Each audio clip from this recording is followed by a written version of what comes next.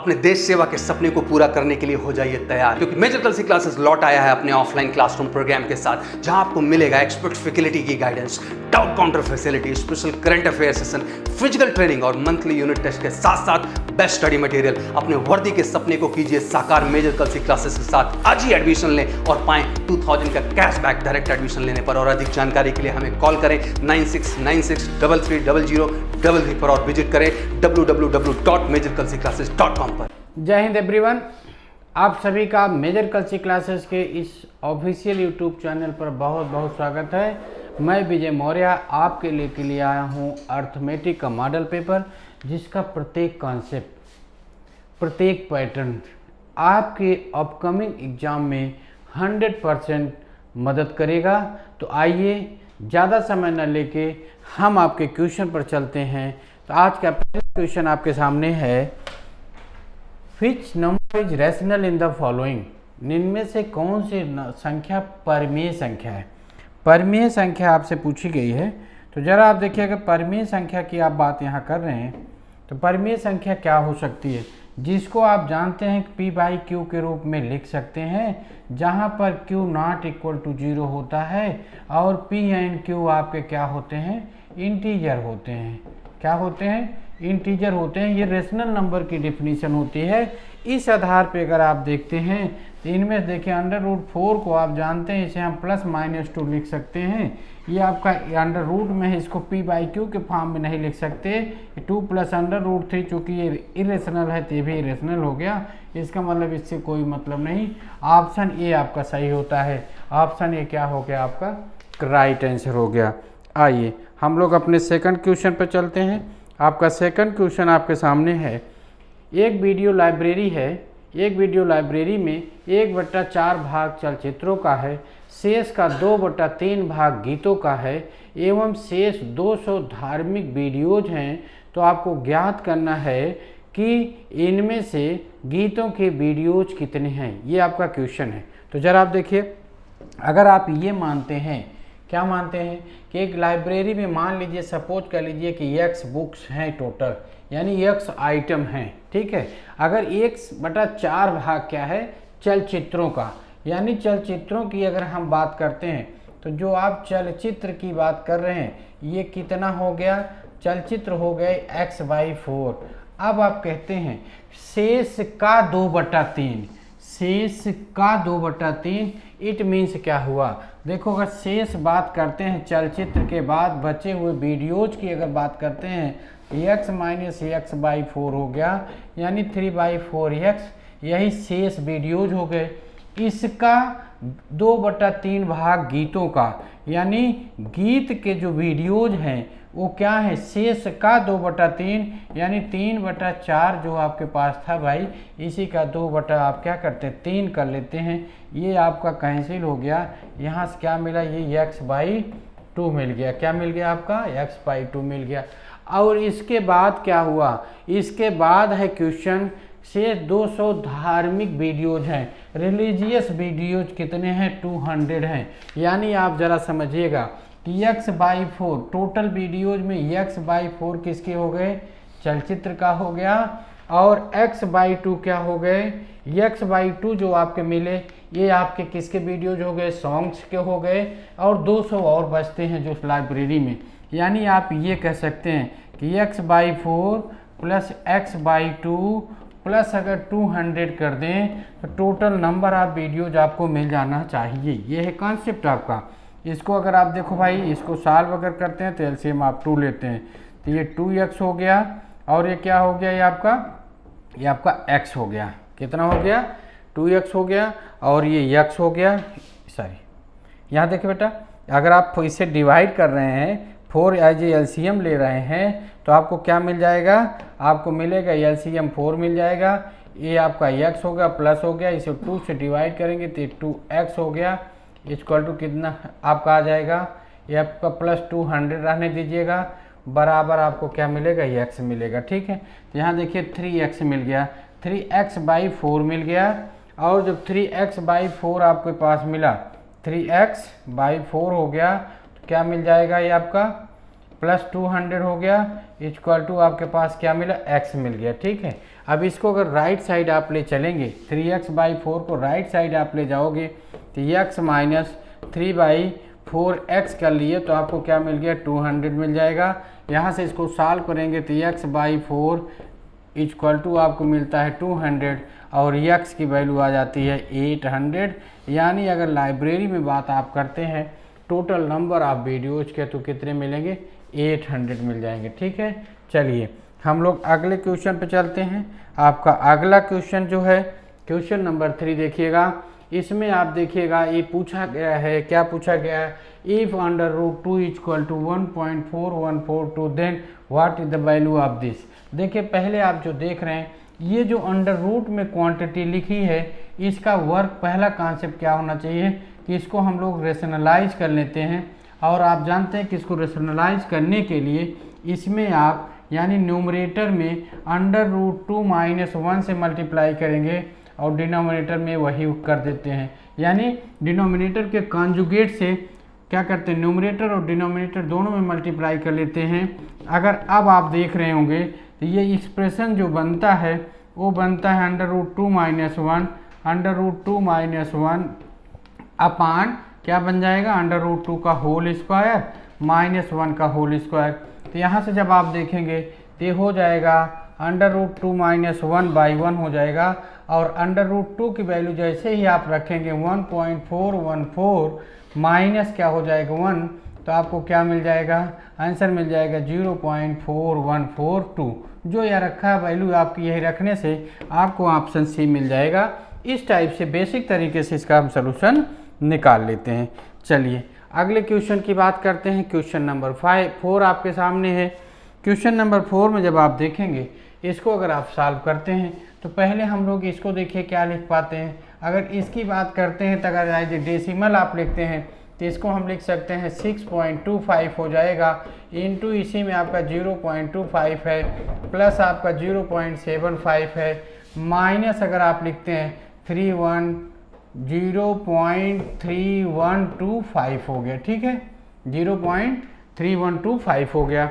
अब हम लोग जब इसको सॉल्व करते हैं अगर हम लोग पहले इसको मल्टीप्लाई करेंगे तो जब हम मल्टीप्लिकेशन करते हैं तो हमको मिलता है 1.5625। क्या मिल जाएगा, 1.5625 मिलेगा। इसमें आप 0.75 को ऐड करेंगे माइनस आपका ये आपका यही होता है। इसको जब आप ऐड करेंगे तो आपको मिल जाएगा 2.3125 हो गया इसको ऐड करने पर, और ये माइनस आपका 0.3125 होगा और ये आप जानते हैं क्या मिल जाएगा, आपको 2 मिल जाएगा। क्या मिल जाएगा, फाइनली आपको 2 मिल जाएगा। यानी ऑप्शन डी आपका सही हो जाएगा। चलिए हम लोग चलते हैं अपने अगले क्वेश्चन पर। आपका अगला क्वेश्चन है क्वेश्चन नंबर 5। क्वेश्चन नंबर 5 देखिए आपके सामने है। ये आपका सर्च और इंडिसेस से रिलेटेड क्वेश्चन है जो बड़ा ही अच्छा क्वेश्चन आपके सामने है।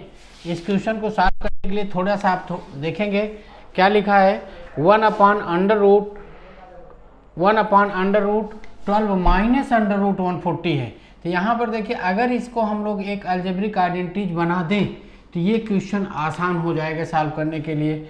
यह भी देखिए ये यहाँ पर भी अंडर रूट लगा हुआ है और यहाँ पर भी अंडर रूट लगा हुआ है। इसको अगर हम लोग अंडर रूट को यहाँ पर कैंसिल कर लें तो हमें लगता है कि हम क्वेश्चन को आसानी से कर पाएंगे।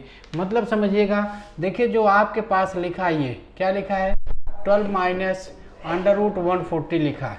इसको अगर हम लोग लिखते इसको अगर हम लोग लिखेंगे, देखिए क्या लिख सकते हैं, यह है 12 माइनस लिखा है। इसके बाद जो इसको अगर हम 4 से लिखते हैं यानी 4 इसमें से अगर फैक्टर इसका बनाएंगे 4 स्क्वायर रूट के बाहर आएंगे तब 2 आएगा।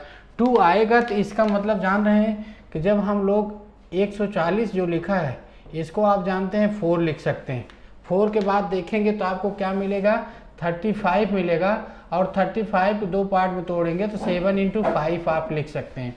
यानी अब आप यूँ समझिए कि जहाँ पर आपका 12 माइनस √140 लिखा हुआ है इसको अगर आप लिखते हैं तो इसको आप √7 का होल स्क्वायर प्लस √5 का होल स्क्वायर माइनस आप लिखेंगे 2√7 इंटू √5। यूँ आप कह सकते हैं ये पूरा एक्सप्रेशन जो आपके पास है वो √7 माइनस √5 का होल स्क्वायर आ जाएगा। अंडर रूट लगा हुआ है यानी यहाँ पर आपको मिलेगा √7 माइनस √5। इट मीन्स ये क्लियर हो गया। इस टाइप से अगर आप रिमेनिंग को अगर आप सॉल्व करेंगे तो आप ये समझ गए कि यहाँ पर जो ये लिखा हुआ है इसको आप लिखेंगे √7 माइनस √5। क्लियर हो गया। और यहाँ पर अगर आप बात करते हैं, यहाँ से देखिएगा ये कितना है 60 है। 60 को आप लिखेंगे 4 इंटू 15, 4 से 2 बाहर हो जाएगा यानी √4 का निकालेंगे तो 2 हो जाएगा। रिमेनिंग आपके पास क्या बचेगा √15 होगा, जिसको आप √5 इंटू √3 लिख सकते हैं। और इस पूरे क्वांटिटी को, अगर इस पूरी क्वांटिटी की बात अगर आप करते हैं तो इसको क्या लिख पाएंगे, इसको आप लिख पाएंगे √5 माइनस √3 का होल स्क्वायर, यानी whole square under root cancel हो जाएगी, आप लिख देंगे। अब आप बात कर लीजिए थोड़ा सा इसकी। यहाँ पर देखिए ये आपका क्या, ये टोटल है आपका, ये कितना लिखा है 84 लिखा है। 84 को अगर आप लिखते हैं देखिए तो आप लिखते हैं 4 इंटू 21 लिख पाएंगे, और इस 21 को फिर आप लिखेंगे तो 7 इंटू 3 लिख सकते हैं।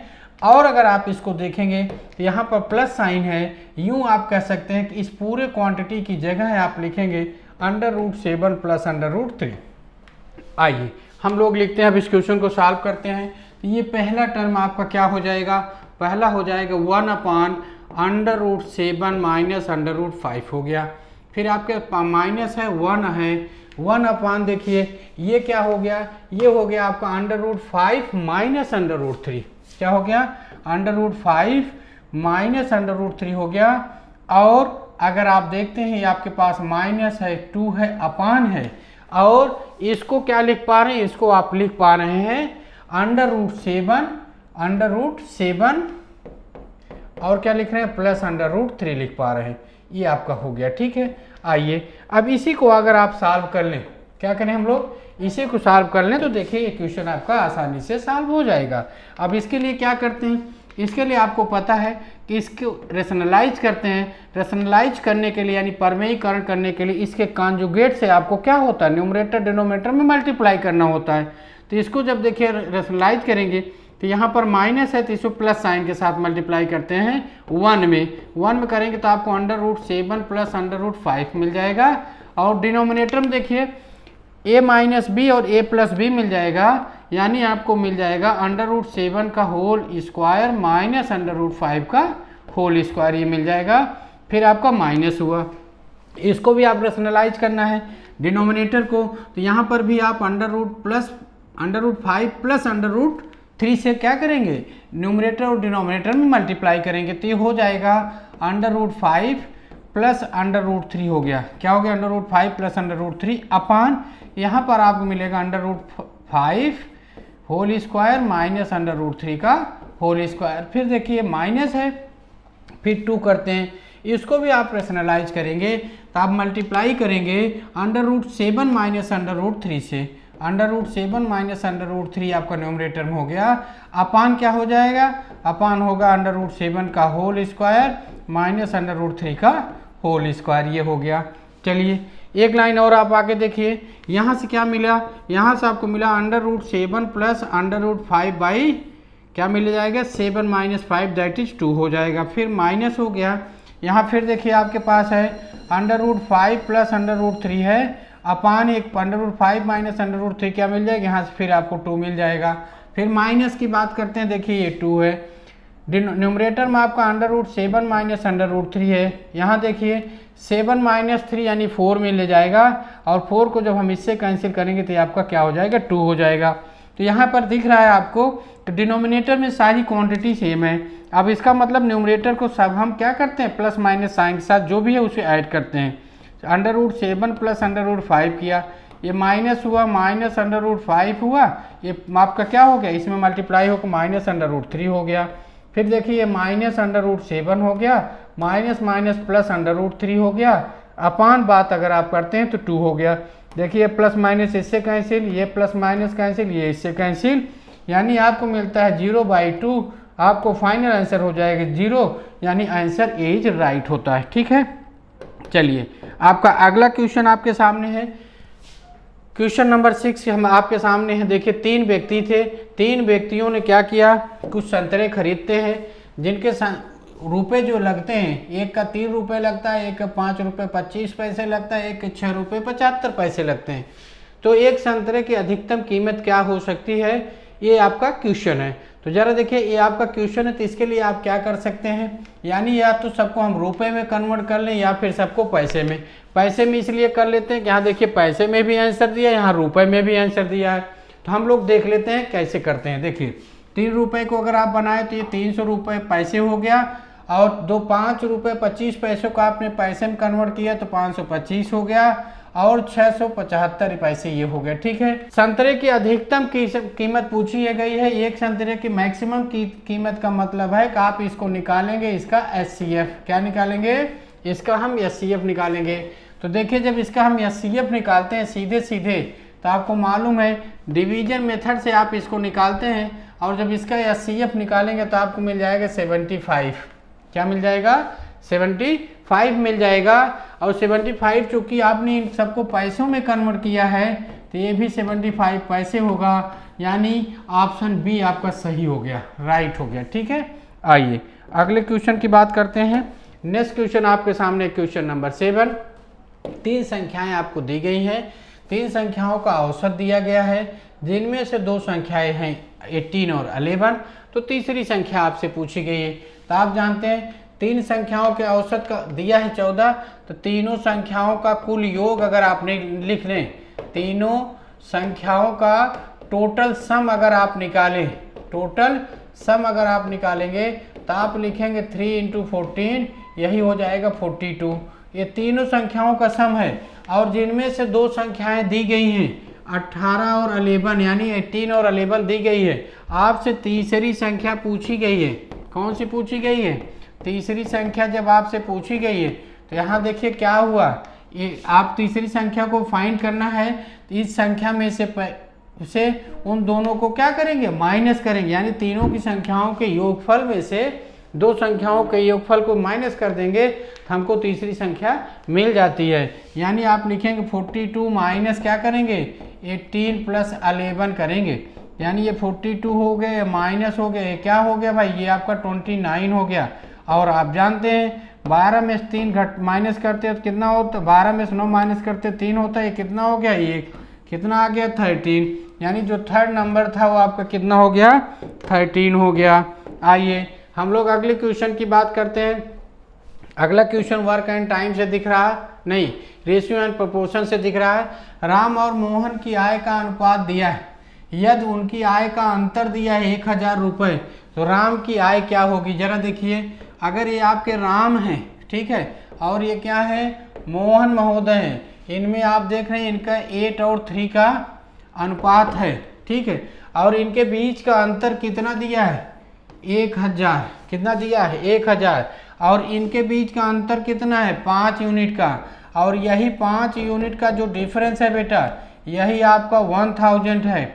और 1 यूनिट का डिफरेंस आप निकाल लीजिए, 1 यूनिट का डिफरेंस जब आप निकालेंगे तो आपको क्या मिलेगा, 1000 यानी 1000/5, यही आपको मिल जाता है भाई 200 रुपीज़। कितना मिल जाता है 200।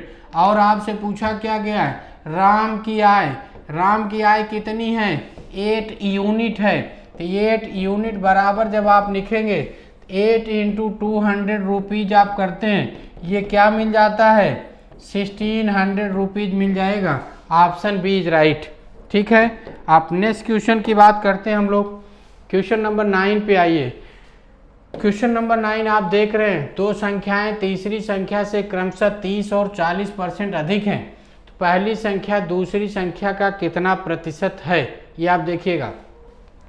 आप यूँ कह सकते हैं A, B, C, ये 3 संख्याएं, 2 संख्याएं तीसरी संख्या से क्रमशः कितना 30% और 40% अधिक है, यानी अगर इसको हमने 100 मान लिया तो पहली संख्या 130 हो गई, दूसरी कितनी हो गई 140 हो गई, कितनी हो गई 140। अब आपसे पूछा गया है ये पहली संख्या दूसरी की कितना परसेंट है। तो यहाँ आप देख रहे हैं परसेंट पूछा गया है, तो इनके बीच का डिफरेंस कितना है, 10 का।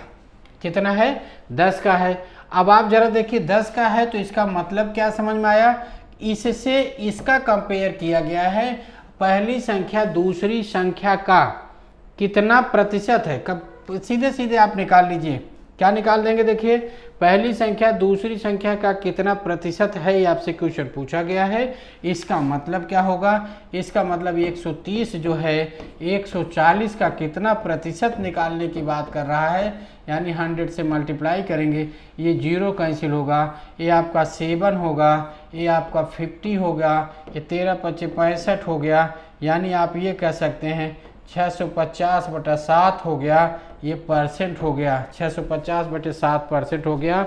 अब आप यहाँ देखिए इसको डिवाइड कर लीजिए, 963 आप लिखते हैं, 2 हो गया, 2 में आपका ये क्या हो गया, 0 हो गया, 20, 9 7 2 जा कितना हो गया, 14 हो गया, 6 अपान क्या लिखेंगे, 6/7%, यानी ऑप्शन ये आपका सही हो गया। What percent is the first number two the second, पहले कितना परसेंट है किसने, दूसरी का, तो आपका आ जाएगा 92 एंड 6/7% आ गया। ठीक है, चलिए अगला क्वेश्चन करते हैं हम लोग। क्वेश्चन नंबर 9 की अगर हम 10 की बात करते हैं, 10 में देखिए एक दुकानदार की जो सीपी है एक टीवी की, वो दिया है 6000 रुपीज़ दिया है, ठीक है, और उस पर जो लॉस होता है उसका 15% होता है। तो टीवी का जो एसपी आपसे पूछा गया। अब आप देखिए अगर लॉस 15% है, इसका मतलब है कितना 85% बचा हुआ है उसका अमाउंट होगा, यानी एसपी बराबर आप सीधे सीधे अगर निकालना चाहें 6000 का 85% अगर आप निकाल दें, क्या निकाल दें, 85% अगर आप निकाल दें तो वही क्या हो जाएगा, उसका आंसर हो जाएगा 5 छक 30 आपका 3 हो गया, 8 छक 48 3 51 हो गया, यानी जो उसकी एसपी आएगी वो 5100 रुपये की होगी, ये आपका है। ठीक है, लॉस होता है जिसमें उसको। आइए अगले क्वेश्चन चलते हैं। क्वेश्चन नंबर 11 की बात मैं करता हूँ। कितने मूलधन का 6% वार्षिक ब्याज की दर से 3 वर्षों में 90 रुपये हो जाता है। तो जरा सोचिए, पहली साल में 6%, दूसरी साल में 6%, तीसरी साल में 6%, टोटल कितना हो गया, 6% इंटू 3 हो गया, यही कितना मिलता है 90 रुपीज़, यानी 18% बराबर आपको 90 रुपीज़ मिल जाता है बेटा। 1% की बात करते हैं तो 90/18 हो गया, और 100% की बात अगर हम लोग कर लेंगे 90 इंटू 100/18 हो गया, 18 5 जा हो गया, ये कितना हो गया 500 हो गया, यानी 500 रुपीज़ हो गया, यानी ऑप्शन बी क्या हो गया आपका, सही हो गया, राइट हो गया। आइए हम लोग चलते हैं अगले क्वेश्चन पर। आपका अगला क्वेश्चन है क्वेश्चन नंबर 12। क्या है क्वेश्चन नंबर 12, यहाँ देखिए, राम दिलीप शेखर मिल करके एक काम को 20 दिन में पूरा करते हैं, जबकि राम और दिलीप उसी काम को मिल करके 30 दिन में करते हैं। शेखर अकेले उस काम को कितने दिनों में करेगा। तो देखिए आप क्या करते हैं, ये आपके राम हो गए प्लस दिलीप हो गए प्लस शेखर हो गए, ठीक है, ये तीनों मिल करके इसको 20 दिन में करते हैं, और साथ ही साथ राम और दिलीप इन दोनों मिल करके इसको 30 दिन में करते हैं।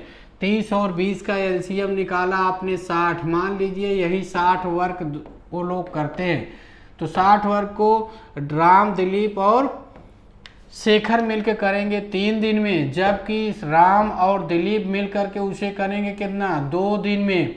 तो आप क्या करते हैं, शेखर का 1 दिन का काम निकालेंगे, ठीक है, एक काम यानी 1 दिन का काम क्या हो जाएगा, 1 यूनिट, यानी 1 यूनिट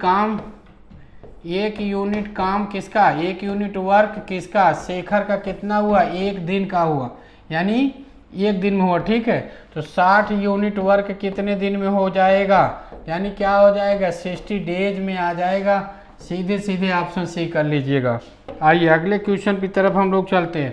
क्वेश्चन नंबर 13 आपके सामने है। एक गाड़ी है जो क्या करती है, वो 75 किलोमीटर प्रति घंटे की चाल से चलती है, 350 किलोमीटर की दूरी तय करना है तो कितना समय लगेगा। आप जानते हैं समय बराबर दूरी बटा चाल होता है। क्या होता है? दूरी बटे चाल होता है। दूरी आपके पास है 350 किलोमीटर की और 75 किलोमीटर प्रति घंटा है, और ये क्या है? 350 किलोमीटर की दूरी है और उसकी स्पीड उसकी 75 किलोमीटर प्रति घंटा हो गया। ठीक, किलोमीटर किलोमीटर से कैंसिल हुआ बेटा, क्या हो जाएगा जरा देखिएगा। इसको अगर हम 5 से कैंसिल करते हैं तो क्या हो जाएगा? 5 1 जा हो जाएगा और 5 5 जा हो जाएगा। कितना हो जाएगा? 5 1 जा 5 2 25 हो गया बेटा। 5 से हम लोग कैंसिल कर रहे हैं। देखिए 75 को आप 5 से जब कैंसिल करते हैं बेटा तो यहाँ से 5 7 35 आप 70 पा जाते हैं सीधे सीधे। ठीक है, और यहाँ देखिए 5 1 के 5 हो गया। ठीक है, 75 जब आप 5 से भाग करते हैं तो 5 1 जब 5 लिखते हैं ना, फिर कितना मिलता है? यहाँ से 2 मिलता है। ये कितना मिलता है? 5। ये क्या हो गया? 15। ये कितना हो गया? 25। यानी यहाँ से आपको मिला कितना? 15। या 15 को भी अगर आप कैंसिल करना चाहें तो कर सकते हैं, अदरवाइज ऐसे कर लीजिए। देखिए 15 चौका 60 हो गया, 4 घंटे हो गया, और 10/15 आपका ये हो गया। ये घंटे में है, अगर इसको 60 से मल्टीप्लाई कर देंगे तो मिनट में हो जाएगा। 15 चौका 60 हो गया, 10 चौक 40 हो गया, यानी 4 आवर 40 मिनट्स। 4 आवर 40 मिनट्स इसका आंसर हो जाएगा। ऑप्शन डी आपका सही है। चलिए अगले क्वेश्चंस की बात करते हैं। क्वेश्चन नंबर जब हम देखते हैं 14 को, 14 देखिए क्या है। ये आपका इस क्यूब रूट से रिलेटेड क्वेश्चन है। क्या है? ये क्यूब रूट से रिलेटेड क्वेश्चन है। तो जरा देखिए इसको अगर हम सॉल्व करना चाहें तो क्या कर सकते हैं। तो देखिए 64 की पावर -4 लिखा है और 125 की पावर -2 लिखा है। इसको अगर हम पॉजिटिव बनाने की बात करते हैं तो 1/64 की पावर 4 लिखेंगे, ये 1/125 की पावर 2 लिखेंगे। इस 64 को अगर हम लिखना चाहें तो हम लिख सकते हैं 1/4 की पावर 3 इंटू 4 हो गया, इंटू ये क्या हुआ 5 की पावर 3 इंटू 2 हो गया। और आप देख रहे हैं इन सब का आपको क्यूब रूट फाइंड आउट करना है। क्या फाइंड आउट करना था? क्यूब रूट फाइंड आउट करना था। इसका मतलब क्या हुआ? अगर आप इसको लिखना चाहें तो आप लिख सकते हैं क्या? आप लिख सकते हैं 4 की पावर 3, 4 की पावर 3 के साथ क्या लिख पाएंगे? इंटू ये आपका 4 है, यहाँ पर 1/5 की पावर 3 इंटू 2 है, और टोटल की पावर क्या लिखेंगे? 1/3 लिखेंगे। और आप जानते हैं ये दोनों 3 इस 3 से क्या होंगे? कैंसिल हो जाएंगे। अब आपके पास क्या मिलेगा? 4 की पावर 4 मिल जाएगा। 4 की पावर 4 का मतलब क्या हो गया? आप बताएं। यानी क्या हो गया? 4 चौक 16 चौक 64, दोनों क्या आ जाएगा? ठीक है, 6400 आ जाएगा।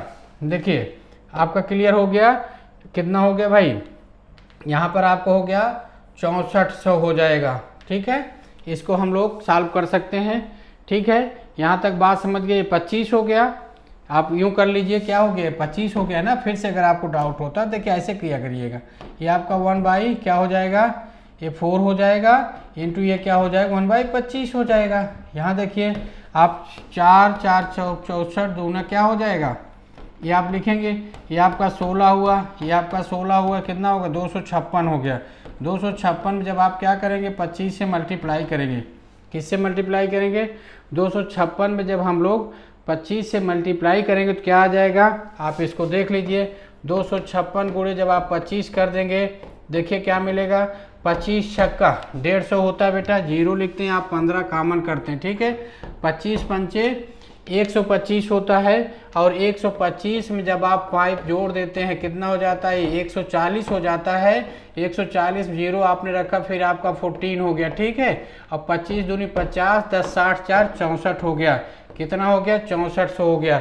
यानी आपका सीधे सीधे फिर देखो क्या है? 1/6400 हो गया।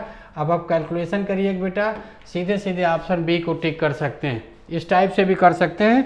ये आपका क्वेश्चन हुआ। आइए हम लोग क्वेश्चन नंबर 15 की बात करते हैं। क्वेश्चन नंबर 15 देखिए, ये क्या है? नंबर सिस्टम से रिलेटेड क्वेश्चन है, जिसमें 0.6 बार लिखा है। 0.6 बार जो लिखा है, अगर आप देखें इसको हम क्या लिख सकते हैं, तो इसको हम 0.6 बार को आप जानते हैं क्या लिख सकते हैं, इसको हम 6/9 लिख पाएंगे।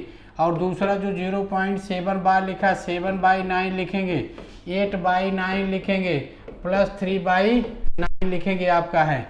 ठीक है, अब यहाँ देखिए 8 6 14 होता है, 14 6 20 1 21 3 24 होता है, यानी 24 बटा आपको 9 मिलेगा, यानी 24/9 हुआ। ये क्या हुआ, ये 3 8 जा हो गया और ये 3 3 जा हो गया। इसको आप करेंगे 3 2 जा 6, यानी 2 and 2/3 हो जाएगा। यानी आपका ऑप्शन सी राइट है, ऑप्शन सी आपका राइट है। इस टाइप से हमारे ये क्वेश्चन बहुत ही आपके एग्ज़ाम में हेल्पफुल होंगे। तो बस आज के लिए इतना ही, हम जल्द ही मिलते हैं अगले मॉडल पेपर पर। जय हिंद। आपकी बेस्ट फ्रेंड किताबें होती हैं जो आपका करियर बनाती हैं और आपके ड्रीम्स को पूरा करती हैं। इसलिए मेजर कलसी क्लासेस लेकर आया है रक्षा क्षेत्र के सभी परीक्षाओं की संपूर्ण तैयारी के लिए एमकेसी पब्लिकेशन की तरफ से बेस्ट स्टडी मटेरियल, जो कि सेना द्वारा प्रेस्क्राइब्ड लेटेस्ट पैटर्न पर आधारित हैं, जिसमें आपको मिलेगा आसान भाषा में explanation, chapter wise question paper और ढेर सारे क्वेश्चन के कलेक्शंस, ढेर सारे शॉर्टकट और ट्रिक के साथ साथ क्वेश्चन को इजी, मीडियम और हार्ड लेवल में बांटा गया है। लास्ट 5 ईयर के क्वेश्चन को चैप्टर और टॉपिक वाइज मेंशन किया गया है, जो कि आपके 100% सफलता को सुनिश्चित करेंगे। तो देर किस बात की, तो आज ही ऑर्डर कीजिए अपनी डिफेंस प्रिपरेशन की बुक dlp.majorkalsiclasses.com से और कॉल कीजिए 9696330033 पर। जय हिंद बेटा, मेजर कलसी क्लासेस में आप सबका स्वागत है। आइए अपने डिफेंस को सपने को साकार करने के लिए एक मॉडल पेपर का अभ्यास करते हैं। चलिए शुरू करते हैं बेटा। जैसे बेटा पहला क्वेश्चन हमारे सामने है कि नोबेल पुरस्कार की शुरुआत अल्फ्रेड नोबेल द्वारा शुरू किया गया था। किसने किस चीज़ की डिस्कवरी की थी? एयरक्राफ्ट की, टेलीफोन की, कैफ्टी लैम्प की, डायनामाइट की।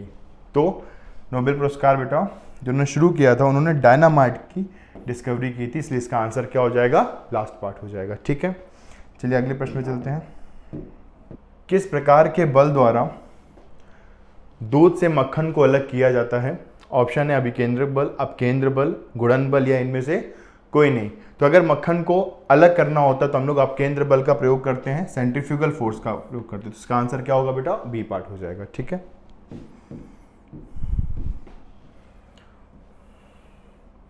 क्वेश्चन नंबर 3 देखिए बेटा। यदि भूमध्य रेखा की लंबाई 40,000 किलोमीटर है तथा पृथ्वी के घूर्णन की चाल लगभग 1700 किलोमीटर प्रति घंटा है, तो ध्रुवों पर घूर्णन की चाल क्या होगी? 0, 850, 1700 या 3400? तो अगर उसकी चाल, अगर हम घूर्णन चाल अगर 1700 किलोमीटर प्रति घंटा है तो बेटा ये वही रहेगी, उसमें कोई भी बदलाव नहीं आएगा, इसलिए इसका आंसर क्या होगा? सी पार्ट हो जाएगा। ठीक है,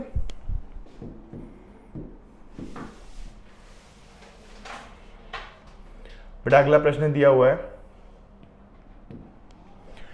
किसी पहाड़ी के शिखर पर एक वस्तु का भार पृथ्वी की सतह पर उसके भार की तुलना में कम होता है, यद्यपि उसका द्रव्यमान अपरिवर्तित रहता है। कथन 2 दिया हुआ है, गुरुत्वीय त्वरण की ऊंचाई के साथ साथ घटता है।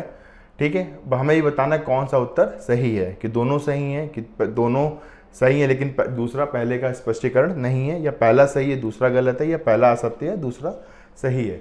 तो बेटा जो रीजन भी लिखा गया है बिल्कुल सही लिखा गया है, तो इसका आंसर ए पार्ट है। तो दोनों कथन सही है और उसका सही स्पष्टीकरण भी है, तो इसका आंसर ए पार्ट होगा। ठीक है,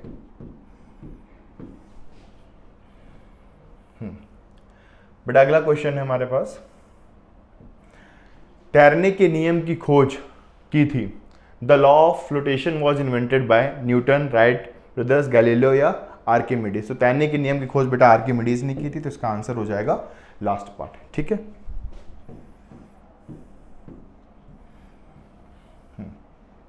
बेटा अगला प्रश्न दे रखा है, किसी परमाणु पर समूल आवेश -1 है और उसमें 18 इलेक्ट्रॉन है, 20 न्यूट्रॉन है, तो उनके द्रव्यमान की संख्या क्या होगी, हमें ये बताना है।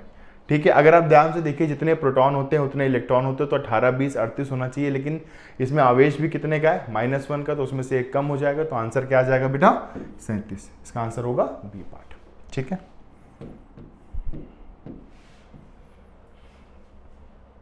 अगला प्रश्न है हमारे पास, इनमें से कौन तरल अवस्था में अधातु होता है? Which of the following is a non metal in a liquid form? Carbon, bromine, phosphorus या सल्फर? ठीक है, तो अगर हम तरल अवस्था की बात करें तो जो ब्रोमीन होता है वो हमारा होता है तरल अवस्था में अधातु पाया जाता है। ठीक है, तो इसका आंसर क्या हो जाएगा बेटा? बी पार्ट होगा।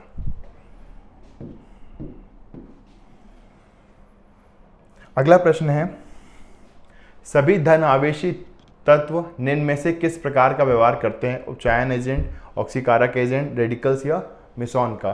तो अगर हम बात करें all positive charge specific behave like a oxidising agent, तो इसका आंसर क्या होगा बेटा? बी पार्ट होगा, यानी ऑक्सीकारक एजेंट की तरह बिहेव करते हैं। ठीक है,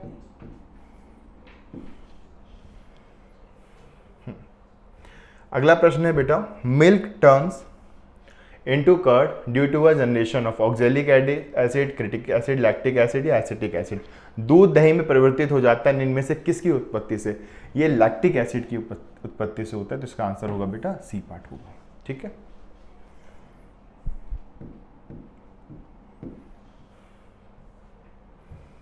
बेटा अगला प्रश्न है हमारे पास, क्रोमियम ऑक्साइड पेंट में एक अपघटक के तौर पे मिलाया जाता है। ऐसा क्यों करते हैं हम लोग? कि हरा रंग उत्पन्न करने के लिए, नीला रंग उत्पन्न करने के लिए, लाल रंग उत्पन्न करने के लिए, बैगनी रंग उत्पन्न करने के लिए। अगर हम क्रोमियम ऑक्साइड को पेंट में एक अपघटक के रूप में मिलाते हैं तो हरे रंग को उत्पन्न करने के लिए ऐसा किया जाता है, तो इसका आंसर होगा ए पार्ट हो जाएगा। ठीक है,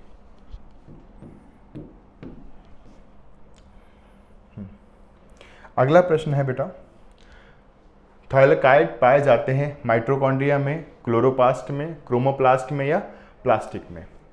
तो अगर हम थायलाकॉइड की बात करेंगे तो पाए जाते हैं बेटा क्लोरोप्लास्ट में। ठीक है, तो इसका आंसर क्या हो जाएगा? बी पार्ट होगा। क्वेश्चन नंबर 12 देखिए बेटा, which vitamin is known as riboflavin? कौन सा विटामिन राइबोफ्लेविन कहलाता है? विटामिन ए, बी, सी या विटामिन के? जो विटामिन B2 होता है बेटा राइबोफ्लेविन कहलाता है, तो इसका आंसर क्या हो जाएगा? बी पार्ट हो जाएगा। ठीक है,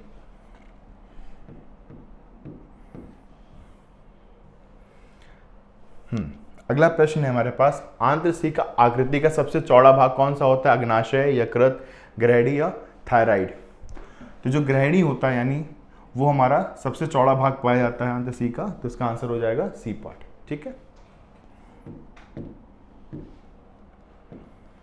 क्वेश्चन नंबर 14 देखिए बेटा, किस रूप में कार्बन डाइऑक्साइड रक्त में परिसंचरण अधिक होता है? बाइकार्बोनेट आयन के रूप में, सोडियम कार्बोनेट के रूप में, कार्बोनिक अम्ल के रूप में या कार्बो अमीनो हीमोग्लोबिन अवयव के रूप में? तो अगर हम बात करेंगे किस रूप में कार्बन डाइऑक्साइड का रक्त परिसंचरण अधिक होता है, वो बाइकार्बोनेट आयन के रूप में ऐसा होता है, तो इसका आंसर होगा बेटा ए पार्ट। ठीक है, क्वेश्चन नंबर 15 देख लीजिए, यदि लाल रक्त कोशिकाओं को 8% सोडियम क्लोराइड के घोल में रखा जाता है तो क्या हो जाएगा? वो फट जाएंगी, वो समान अवस्था में रहेंगी, वे सिकुड़ जाएंगे, इनमें से कोई नहीं होगा। तो बेटा यदि लाल रक्त कोशिकाओं को 8% सोडियम क्लोराइड के घोल में रख देंगे तो यानी क्या होगा? वो पहले से श्रिंक कर जाती है, मतलब सिकुड़ जाएंगे, तो इसका उत्तर क्या हो जाएगा? सी पार्ट हो जाएगा। ठीक है, मैं आशा करता हूं कि ये प्रश्न आपके लिए बहुत लाभदायी होंगे। धन्यवाद। वो कहते हैं कि बैटल ग्राउंड में वार वही जीतता है जो सही स्ट्रैटेजी से फाइट करता है। ठीक वैसे ही एग्जाम वही क्रैक करता है जो एक्यूरेट प्लानिंग के साथ प्रिपरेशन करता है। तो 15 साल के वास्ट एक्सपीरियंस के आधार पे हमने डिजाइन किया है फौज के एग्जाम को क्रैक करने का एक किलर प्लान, जिसके माध्यम से आप घर बैठे सिक्योर कर सकते हैं सेना के किसी भी एग्जाम में मैक्सिमम मार्क्स। तो एमकेसी के ऑनलाइन कोर्स में आपको मिलेगा recorded lecture 24/7, teaching plan, chapter wise e notes, daily live classes, daily assignment, study material, interactive classes, doubt counter, daily quiz, online test, 1-to-1 guidance, exam oriented tips और daily current affair. 4.8 के Google Play Store की rating के साथ defence aspirant की पहली पसंद। So what you are waiting for? अभी download कीजिए एमकेसी लर्निंग ऐप अपने गूगल प्ले स्टोर से और बुक कीजिए अपनी फ्री डेमो क्लास। जय हिंद बच्चों, स्वागत है आपका हमारे YouTube चैनल पे। मेरा नाम है Pranjali Pandey, faculty of English from major Kalshi classes. आज का आपका मॉडल पेपर है नाविक डीबी पॉइंट ऑफ व्यू से। चलिए देखते हैं हमारा paper. The first question is related to your spotting error. The phone that my father bought is different than yours.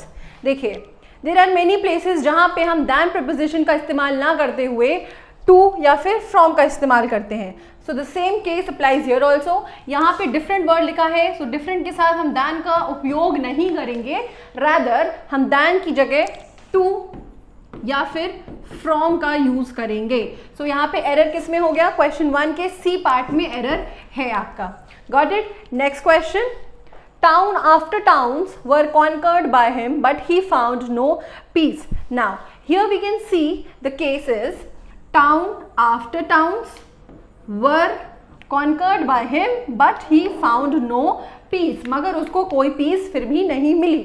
So we can clearly see here error हमारा A part में है, but क्या error है? देखिए, when we have a structure as noun plus preposition plus same noun, in that case, इस case में जो हमारा वर्ब होता है वो क्या हो जाता है? सिंगुलर हो जाता है, राइट? वो जो वर्ब होता है वो सिंगुलर होता है, और इस केस में जो नाउन यूज होता है वो भी क्या रहता है? वो भी सिंगुलर ही रहता है, उसको हम प्लूरल नहीं बना सकते, राइट? तो ये टाउन तो बिल्कुल सही है, बट यहाँ पे एस नहीं होगा। टाउन आफ्टर टाउन, अब बिकॉज नाउन सिंगुलर है तो इसके लिए जो वर्ब यूज होना चाहिए वो भी क्या होना चाहिए? सिंगुलर होना चाहिए। Town after town was conquered by him but he found no peace. Got it? चलिए, moving over to the next question, either Ram और Rahul are happy. Now the question states, या तो राम या फिर राहुल खुश है। अब दोनों में से एक की ही बात हो रही है, राइट? तो हमारा नाउन इस केस में क्या है? प्लूरल की सिंगुलर। जब नाउन सिंगुलर है तो वर्ब और हेल्पिंग वर्ब दोनों ही उसी के अकॉर्डिंग इस्तेमाल होनी चाहिए, राइट? तो अगर हमारा नाउन सिंगुलर है तो वर्ब या हेल्पिंग वर्ब भी क्या हो जाएगा? वो भी सिंगुलर हो जाएगा। यहाँ पे इन दोनों में से एक की बात हो रही है और लिखा हुआ है। Got it? So what will be the correct answer? यहाँ पे आर नहीं होगा, यहाँ पे क्या हो जाएगा? इज। सो थर्ड के सी पार्ट में आपका एरर है, राइट? देखिए, पूरा सेंटेंस पढ़िए और उसमें आपको क्या करना है? कि एप्रोप्रिएट एरर ढूंढना है। Got it? This was your spotting error. Moving further, next we have is the fill in the blanks. Now इसमें क्या करना है? In the statement we have a blank given, और उस ब्लैंक के अकॉर्डिंग 4 ऑप्शंस हैं जो हमको यहाँ पे एप्रोप्रिएटली फिल इन करने हैं। India is dash home of the tiger. Now अ और एन आपके क्या हो जाते हैं? इंडेफिनिट आर्टिकल्स होते हैं, और द आपका द या फिर दी वो आपका कौन सा आर्टिकल है? वो आपका डेफिनिट आर्टिकल के केस की बात होती है। देखिए, वैसे तो जनरली हम लोग जिस चीज़ को डेफिनेट में मानते हैं उसी के आगे द लगाते हैं, और जिस चीज़ को हम डेफिनेट नहीं मानते हैं या फिर वो एक के बारे में बताता है उसके आगे हम लोग अ या फिर एन लगाते हैं। Got it? Now here we are talking about India, Bharat घर है किसका? टाइगर का। Now this is something definite, इसमें कोई दो राय नहीं है।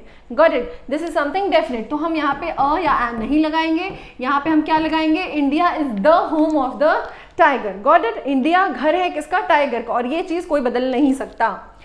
You should stay dash your limits, you should stay with your limits. अब लिमिट्स कोई थिंग तो नहीं है जिसके साथ हम रह सकते हैं।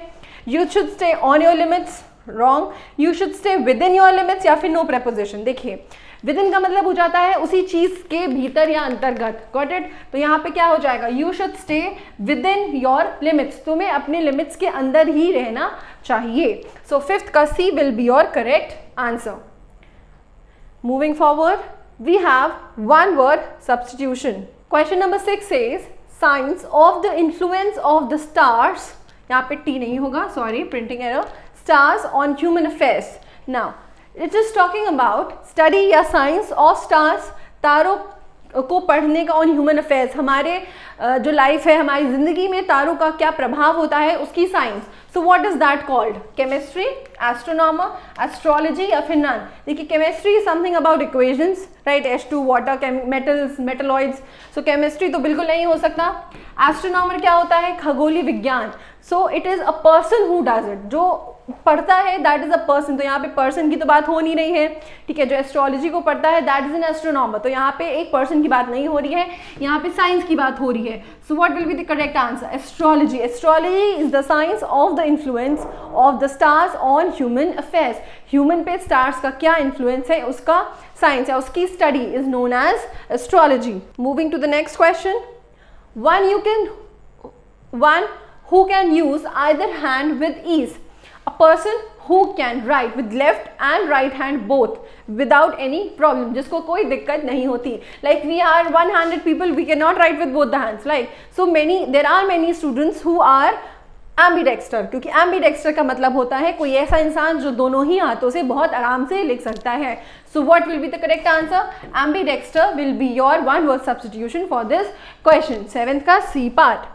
Moving forward, we have to select the antonym of the given word, right. Antonym ढूंढना है, और एंटोनिम का मतलब क्या होता है?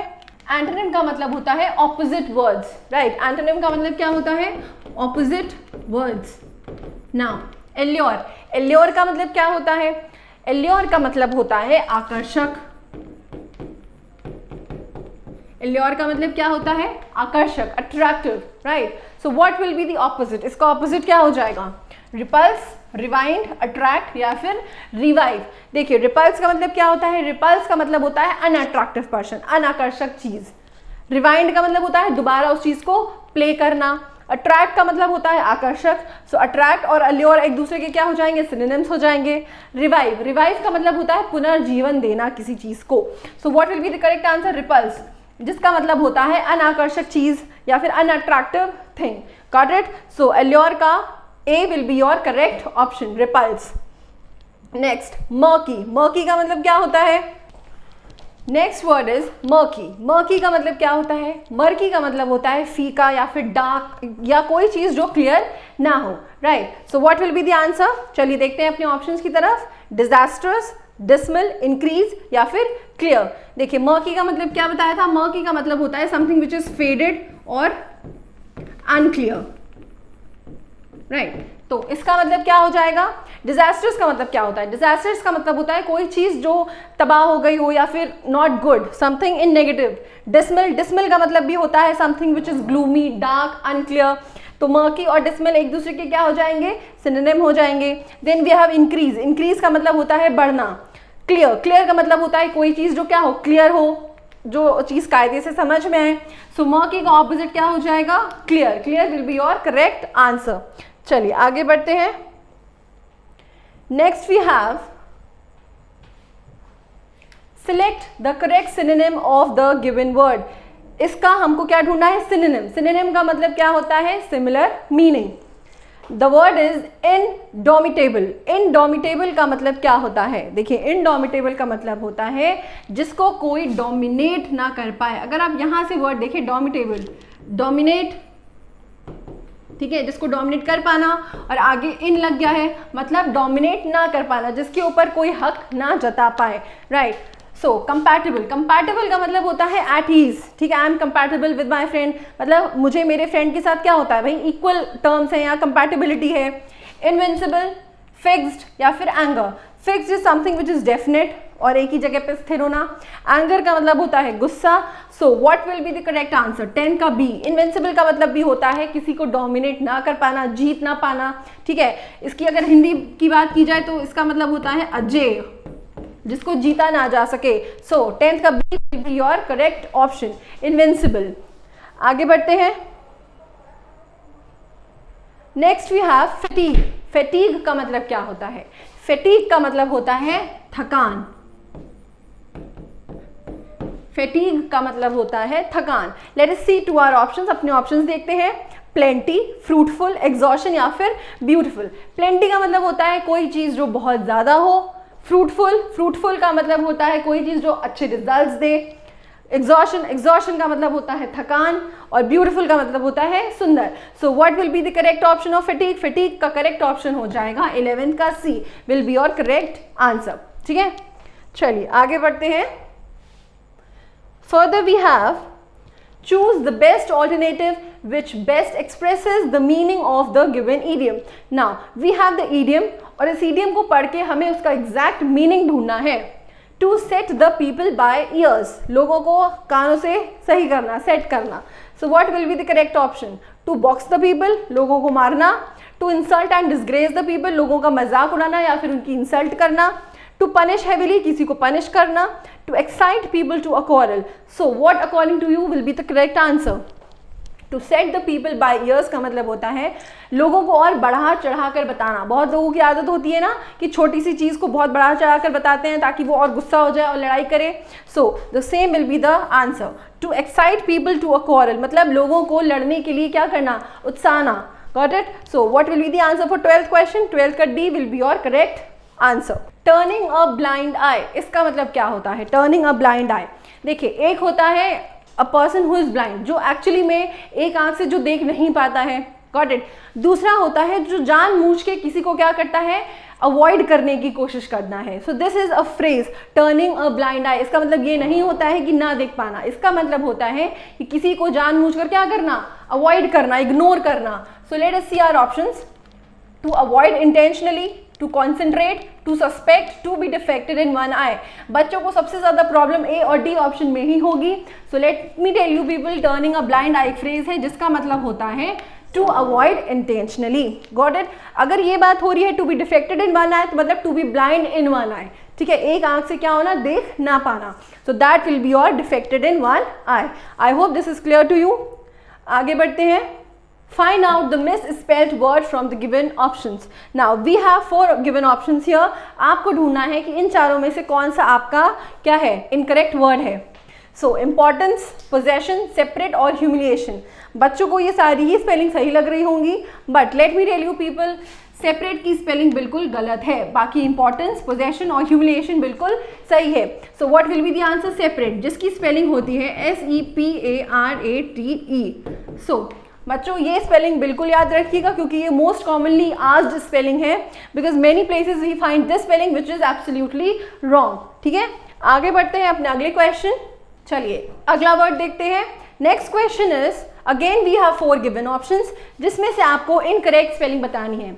फिर से बच्चों को सारी ही स्पेलिंग सही लग रही होंगी, but let me tell you people कि इसमें से एक स्पेलिंग गलत है and that is your supplement. Supplement की स्पेलिंग ये नहीं होगी। What will be the correct spelling of supplement? SUPPLEMENT. So this is your correct spelling. Again, this is a very commonly asked word in the paper. So I hope यहाँ तक आपको सारी चीजें clear हो गई होंगी। Keep watching. Thank you बच्चों, जय हिंद। अपने देश सेवा के सपने को पूरा करने के लिए हो जाइए तैयार, क्योंकि मेजर कल्सी क्लासेस लौट आया है अपने ऑफलाइन क्लासरूम प्रोग्राम के साथ, जहां आपको मिलेगा एक्सपर्ट फैकल्टी की guidance, doubt counter facility, special current affair session, physical training और मंथली यूनिट टेस्ट के साथ साथ बेस्ट स्टडी मटेरियल। अपने वर्दी के सपने को कीजिए साकार मेजर कल्सी क्लासेस के साथ। आज ही एडमिशन लें और पाएं 2000 का कैशबैक डायरेक्ट एडमिशन लेने पर। और अधिक जानकारी के लिए हमें कॉल करें 9696333333 पर और विजिट करें www.majorkalsiclasses.com पर। जय हिंद बच्चों, आप लोगों के लिए लेकर आए हैं नाविक डीबी का प्रैक्टिस सेट, जिसका फर्स्ट क्वेश्चन है रीजनिंग का। यहाँ पे दिया गया है जैसे आपको इफ सी को क्या लिखा जाएगा 3 और पॉलिश को क्या लिखा जाएगा 79, what is the value of pointer. तो यहाँ पे देखिए पॉइंटर को क्या लिखा जा सकता है। यहाँ पे क्या करना होगा आपको, सी देखिए सी का प्लेस कितना होगा 3। अब यहाँ पे अगर बात करें हम पॉलिश का, तो ये कितना हो जाएगा आपका 16 होगा।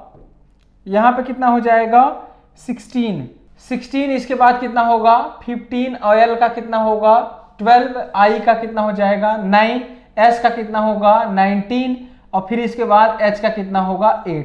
इन सबको क्या करिए आप जोड़िए। तो जोड़ेंगे तो देखिए कितना आ जाएगा 10 और 20, 20 10 30 ऐसे ही हो जाएगा आपका। फिर इसके बाद 9 8 कितना हो जाएगा 17, 17 2 19, 19 और 5 कितना हो जाएगा 19 और 5 24, 24 और 9 24 और 9 आपका हो जाएगा। तो यहाँ पे देखिए आप सीधे सीधे जोड़ेंगे तो 5 2 7 7 7 9 कितना हो जाएगा 16, 16 9 25 और 8 73 हो जा रहा है। तो यहाँ पे आप फिर से नंबर की कोडिंग करिए जैसे दिया गया है आपको POLISH। यहाँ पे कितना हो जाएगा 8, ये हो जाएगा 19, ये हो जाएगा आपका 9, और यहाँ पे जो है आएगा आपका 12, ये हो जाएगा 15 और ये होगा 16। अब इसको आप ऐड करेंगे तो यहाँ से देखिए कितना आ जाएगा 10 20 30 और ये कितना हो जाएगा आपका 40, और फिर 6 5 11 2 13, 13 9 हो जाएगा 22, 22 और 8 कितना हो जाएगा आपका 30, 30 और 9 कितना हो जाएगा 39। तो देखिए यहाँ से कितना आ जाएगा 4 3 7 79। उसी तरीके से आपको पॉइंटर को बताना है कितना लिखेंगे। तो पॉइंटर में देखिए कितना आ जाएगा 16, ओ का कितना हो जाएगा 15 और ये हो जाएगा 9। फिर अगला देखिए एन कितना है 14, फिर इसके बाद 20, यहाँ पे इसके बाद कितना आ जाएगा 5 और प्लस आगे देखिए कितना हो जाएगा 18। तो यहाँ पे देखिए सारा यूनिट डिजिट आपका अलग अलग दिया है, तो आप यूनिट डिजिट से भी आसानी से कर सकते हैं। जैसे 6 5 कितना हो जाएगा 11, 11 का 1 आप ले लीजिए, 9 1 10 हुआ, 0 4 4 0 4 और फिर इसके बाद 8 4 कितना हो जाएगा आपका 12, 12 5 कितना हो जाएगा 17, तो यूनिट डिजिट कितना आ जाएगा 7, तो आ जाएगा कितना आंसर आपका 97। अगला क्वेश्चन देखिए, यहाँ पे दिया गया है जैसे आपका 1827, तो अगला कौन सा नंबर आएगा, तो यहाँ पे देखिए 1 का क्या है क्यूब, ये 2 का क्यूब, ये 3 का क्यूब, तो अगला कितना आ जाएगा आपका 4 का क्यूब, तो कौन सा आंसर हो जाएगा डी पार्ट हो जाएगा। नेक्स्ट क्वेश्चन देखिए, नेक्स्ट दिया गया है कि यहाँ पे डिफरेंट कौन सा होगा, तो यहाँ पे देखिए कितना हो रहा है 4 सतह कितना हो जाएगा 28, अब यहाँ पे 5 सतह कितना हो जाएगा 5 सतह 35 होगा, यहाँ पे गुणा होगा और प्लस 1 36 हो रहा है, 6 सतह कितना हो जाएगा आपका 42 गुणा करने पर और प्लस 1 हो रहा है। अगला देखिए 7 सतह कितना हो रहा है 49 प्लस 1, मतलब सब में क्या है से तीनों में इसमें सेम कॉन्सेप्ट है, लेकिन यहाँ पे हमारा अलग है, वही डिफरेंट आपको चूज करना था। अगला देखिए क्वेश्चन है 4th नंबर क्वेश्चन है, यहाँ पे दिया गया है कि सुरेश एक आदमी का परिचय इस रूप में देता है, वह उस स्त्री का पुत्र है जो मेरी माता के पति की माता है। अब देखिए यहाँ पे वह उस स्त्री का पुत्र है, तो सबसे पहले क्या बनाएंगे, हम बनाएंगे स्त्री, वह स्त्री का क्या है पुत्र है, वह उस स्त्री का पुत्र है जो मेरी माता। अब देखिए यहाँ पे सुरेश की क्या होंगी, सुरेश की माता जो मेरी माता के पति, इनके पति होंगे, पति की माता है, तो यहाँ पे माता है, इसका मतलब इनका जो पुत्र होगा कौन होगा, यही होंगे। अब देखिए क्वेश्चन पूछिए, क्वेश्चन क्या पूछा गया है, तो सुरेश का उस आदमी से क्या संबंध है, तो सुरेश का संबंध पूछा जा रहा है इस आदमी से, तो देखिए इनकी पत्नी है, उनके ये पुत्र है, तो इनका ये क्या लगेंगे पुत्र लगेंगे, तो क्या होंगे सन हो जाएंगे। अगला क्वेश्चन देखिए, अगला दिया गया है पश्चिम दिशा की ओर मुंह करके प्रिया 20 मीटर तक चलती है, तो यहां से आप कर सकते हैं NESW, यहाँ पे देखिए पश्चिम दिशा की ओर मुंह करके प्रिया 20 मीटर चलती है, तो 20 मीटर किधर चली है वेस्ट में, इसके बाद वह बाएं मुड़कर 40 मीटर चलती है, तो बायां किधर होगा इसका वेस्ट का बायां आपका हो जाएगा साउथ, 40 मीटर तक जाती है, वह फिर बाईं ओर मुड़ती है और 20 मीटर चलती है, तो इसका बायां साउथ का बायां ईस्ट हो जाएगा, 20 मीटर चलती है, इसके बाद वह दाईं ओर मुड़ती है और 20 मीटर चलती है, तो इसका दायां किधर हो जाएगा, ईस्ट का दायां कितना हो जाएगा 20 साउथ हो जाएगा। पार्क में पहुंचती, आरंभिक स्थल से पार्क कितनी दूरी पर और किस दिशा में है, तो देखिए ईस्ट जो है वेस्ट से कैंसिल हो जाएगा, तो 60 आ जाएगा, 60 मीटर किस डायरेक्शन में, साउथ डायरेक्शन में, तो क्या होगा 60 मीटर आपका साउथ डायरेक्शन में होगा, तो कौन सा आंसर हो जाएगा, सी ऑप्शन होगा। अगला क्वेश्चन देखिए, अगला आपको दिया गया है, यहाँ पूछा जा रहा है कि 3 का अपोजिट कितना होगा, तो यहाँ पे देखिए आपका ये 5 और ये 5 और इधर कितना हुआ आपका 2 और 2 क्या है कॉमन है, तो 2 कॉमन ट्रिक हो जाएगा, तो यहाँ पे डायरेक्ट 3 किसके अपोजिट होगा 4 की, तो यहाँ से डायरेक्ट आप बता देंगे कि 3 किसके अपोजिट होगा 4 के अपोजिट होगा। नेक्स्ट क्वेश्चन देखिए, नेक्स्ट दिया गया है फिगर से, तो यहाँ पे देखिए ये 45 डिग्री, फिर ये 45 डिग्री, फिर इधर 45 डिग्री, यहाँ पे 45 डिग्री क्लॉकवाइज चल रहा है, तो अगला कितना हो जाएगा 45 डिग्री, तो 45 डिग्री इसमें होगा और इसमें ऐसा कुछ नहीं है, तो अगला देखिए चेक करिए, यहाँ पे दिया गया है अगला वाला जो है यहाँ पे 45 डिग्री एंटी क्लॉकवाइज चल रहे हैं, तो 45 डिग्री एंटी क्लॉकवाइज चलेंगे तो किस डायरेक्शन में बनेगा, इस डायरेक्शन बनेगा, और कौन सा ऑप्शन दिया गया है आपको, सिर्फ और सिर्फ बी दिया गया है। नेक्स्ट क्वेश्चन देखिए आप, इसमें देखिए क्या किया गया है कि यहाँ पे जो रोटेशन है ये कैसा है आपका एंटी क्लॉकवाइज है, इसमें देखिए किसमें है एंटी क्लॉकवाइज है, इसमें कैसा है एंटी क्लॉकवाइज है, लेकिन इधर जो रोटेशन दिया गया है आपको क्लॉकवाइज दिया गया, वही डिफरेंट आपको पहचानना है, तो कौन सा ऑप्शन होगा, डी ऑप्शन होगा। नेक्स्ट क्वेश्चन देखिए, अगला दिया गया है 9th क्वेश्चन आपका। इसमें देखिए आपको फिगर कटिंग से क्वेश्चन है, तो यहाँ पे जब आप इसको मोड़ेंगे तो ये कार्नर मुड़ेगा तो इधर तो खुलेगा, जब आपका तो इधर तो कुछ नहीं आएगा, लेकिन ये जब कार्नर यहाँ पे मुड़ेगा तो एक सर्कल ऊपर और आ जाएगा, और इसी तरीके से ये जब खुलेगा तो एक सर्कल और आएगा।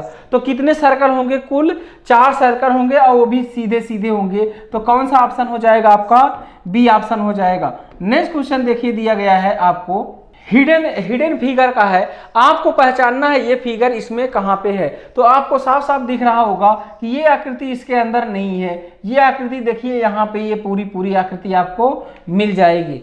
ठीक है, तो अगले में देखिए ऐसा तो कुछ मिलेगा नहीं, यहाँ भी आपको नहीं मिल पाएगा। तो कौन सा ऑप्शन होगा? बी ऑप्शन होगा। आपने देखा होगा कि किस तरीके से क्वेश्चन आपके एग्जाम में आते हैं। इसी तरीके से आगे भी हम प्रैक्टिस सेट आपको देते रहेंगे।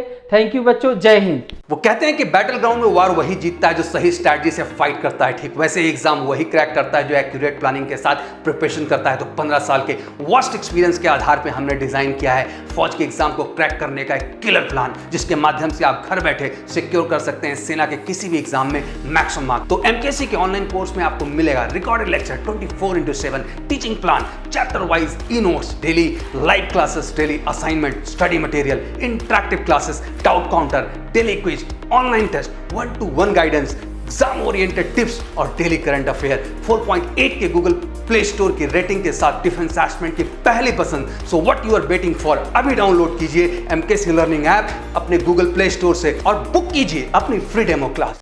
A very good morning to everyone. You're most welcome at the major Kalsi classes. Dear students, आप सबके लिए मेजर कलसी परिवार continuously back to back sample papers ले आ रहा है। और अगला सैम्पल पेपर अगर बात करी जाए तो वो आपके जीके से रिलेटेड है, और यहाँ पे हम जीके के इंपॉर्टेंट क्वेश्चंस को डिस्कस करेंगे। प्रथम वित्त आयोग के अध्यक्ष कौन थे? K C. Neogy, K. Santhanam, A K. Chandra, J N. Sailet. Who was the chairman of the first finance commission? अगर बात करी जाए इसके तो फर्स्ट फाइनेंस कमीशन के जो चेयरमैन थे, यहाँ पे ऑप्शंस आप हिंदी और इंग्लिश दोनों में देख लेंगे, और यहाँ पे जो होगा के.सी. नियोगी होगा, इसको करेक्ट कर लेंगे। तो right answer will be the K C. Niyogi in the year of 1951, year of establishment of the finance commission 1951। Currently अगर हम बात करी जाए तो जो वर्तमान समय का फाइनेंस कमीशन चल रहा है उसके चेयरपर्सन है एन.के. और यह फाइनेंस कमीशन जो है प्रत्येक 5 वर्ष के बाद राष्ट्रपति के रिकमेंडेशन पे गठित किया जाता है, और आर्टिकल 281 के अंतर्गत इसका जो कार्यकाल होता है फाइनेंस कमीशन का, वो कितने वर्षों का होता है? 5 वर्षों का होता है, 5 ईयर्स का होता है। क्लियर हो गई बातें? चल मूव ऑन करते हैं अगले क्वेश्चन की ओर। अगला क्वेश्चन नंबर 2, इको मार्क किससे संबंधित है? इस प्रकार के भी क्वेश्चंस आपको एग्जाम को देखने को मिल सकते हैं एग्जाम्स में। इको मार्क जो है इको फ्रेंडली मतलब इन्वायरमेंट से रिलेटेड है, तो A will be the right answer. ना नेक्स्ट क्वेश्चन की ओर मूव ऑन करते हैं, क्वेश्चन नंबर 3 की ओर। एफिल टावर कहाँ है ना? तो एफिल टावर की बात करी जाए तो फ्रांस के पेरिस में। क्लियर हो गई बातें बेटा? चल अगले क्वेश्चन की ओर मूव ऑन करते हैं, क्वेश्चन नंबर 4। और आप जानते हैं आए दिन स्विस बैंक और ब्लैक मनी के बारे में आप सुनते रहते हैं। तो basically in the term of economy इसका मतलब क्या है? What is the black money? Unnecessary storage of money, active money, money earn without the payment of the taxes. अगर बात करी जाए तो C will be the right answer. ऐसी मनी जिसपे कोई टैक्स ना दिया गया उसे ब्लैक मनी कहा जाता है। C will be the right answer. Clear to everyone? चल अगले क्वेश्चन की ओर मूव ऑन करते हैं। तो अगला क्वेश्चन है क्वेश्चन नंबर 5। नेशनल पार्क से भी इंपॉर्टेंट क्वेश्चंस आते हैं। राष्ट्रीय मानस राष्ट्रीय उद्यान कहाँ पे है? नेशनल पार्क से क्वेश्चन आपके एग्जाम में देखने को मिलता है हमेशा। तो मानस नेशनल पार्क कहाँ पे है बेटा? असम में। Clear to everyone? ये थे आपके क्वेश्चंस। सेशन कैसा लगा जरूर कमेंट बॉक्स में बताएं। Thank you so much. जय हिंद, जय भारत। अपने देश सेवा के सपने को पूरा करने के लिए हो जाइए तैयार, क्योंकि मेजर कलसी क्लासेस लौट आया है अपने ऑफलाइन क्लासरूम प्रोग्राम के साथ, जहां आपको मिलेगा एक्सपर्ट फैकल्टी की guidance, doubt counter facility, special current affair session, physical training और मंथली यूनिट टेस्ट के साथ साथ बेस्ट स्टडी मटेरियल। अपने वर्दी के सपने को कीजिए साकार मेजर कलसी क्लासेस के साथ। आज ही एडमिशन लें और पाएं 2000 का कैशबैक डायरेक्ट एडमिशन लेने पर। और अधिक जानकारी के लिए हमें कॉल करें 9696330033 पर और विजिट करें www.majorkalsiclasses.com पर।